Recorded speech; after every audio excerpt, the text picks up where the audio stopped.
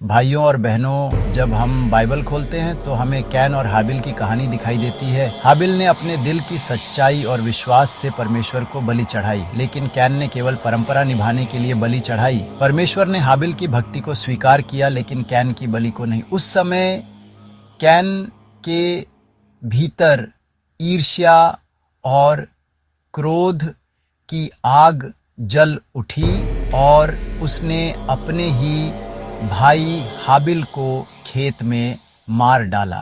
वाता परमेश्वर ने कैन से कहा, जरा तेरे भाई का लहू मुझे भूमि से पुकार रहा है। और फिर यह भी कहा, अब तू इस भूमि पर भगोड़ा और भटकता हुआ होगा। कीजिए। और कैन यहोवा की उपस्थिति से निकलकर अदन के पूर्व नोड देश में चला गया। नोड का अर्थ है भटकना। ये कहानी हमें एक गहरी आत्मिक शिक्षा देती है। पाप हमेशा इंसान को भटकाता है।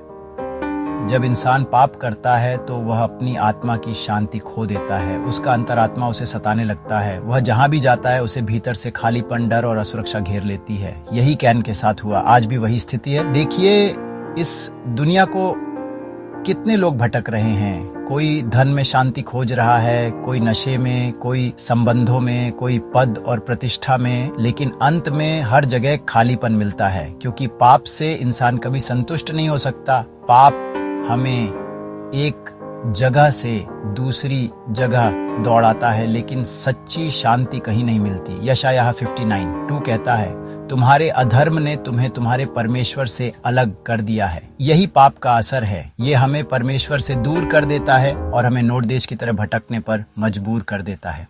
लेकिन धन्यवाद हो यीशु मसीह को, वे हमें भटकने से बचाने आए। उन्होंने कहा, मैं मार्ग हूँ, सत्य हूँ और जीवन हूँ, यूहन्ना 14:6। और यह भी कहा, हे सब परिश्रम करने वालों और बोझ से दबे लोगों, मेरे पास आओ, मैं तुम्हें विश्राम दूंगा, तीमुथियुस 11:28। भाइयों और बहनों, जो जीवन कैन का था वह शापित जीवन था। वह भटकता रहा, स्थिर न हो सका। लेकिन जो जीवन यीशु हमें देते हैं वह शांति, स्थिरता और दिशा से भरा हुआ है। पाप हमें अंधकार में भटकाता है, लेकिन यीशु हमें ज्योति में ले जाते हैं। पाप हमें खालीपन देता है, लेकिन यीशु हमें आत्मा से भर देते हैं। पाप हमें परमेश्वर से दूर करता है, लेकिन यीशु हमें परमेश्वर के निकट ले जाते हैं। आज सवाल ये है, क्या हम पाप में भटकते रहेंगे या यीशु के पास आकर सच्ची शांति पाएंगे? यीशु आपके जीवन के द्वार पर खड़े खटखटा रहे हैं और कह रहे हैं, यदि कोई मेरा शब्द सुनकर द्वार खोलेगा तो मैं उसके पास भीतर आकर उसके साथ भोजन करूंगा और वह मेरे साथ। प्रकाशित वाक्य 3:20।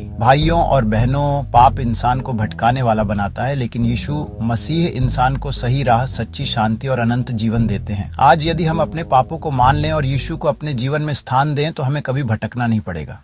तो भाइयों और बहनों, अगर ये संदेश आपके दिल को छू गया है तो इसे सिर्फ अपने तक मत रखिए। इसे लाइक कीजिए, अपने दोस्तों और परिवार के साथ शेयर कीजिए। और अगर आपने अब तक चैनल को सब्सक्राइब नहीं किया है तो अभी सब्सक्राइब बटन दबाइए, क्योंकि जब आप सब्सक्राइब करते हैं तो न सिर्फ आपको कक्वाल जाला और संदेश सबसे कॉप वाले बैकअप है आय काली इको वाले मिलेगा, बल्कि आप भी इस आशीष को औरों तक पहुंचाने में शामिल हो जाते हैं। तो देर मत कीजिए, लाइक कीजिए, शेयर कीजिए और सब्सक्राइब जरूर कीजिए। आपका छोटा सा कदम किसी और की जिंदगी बदल सकता है।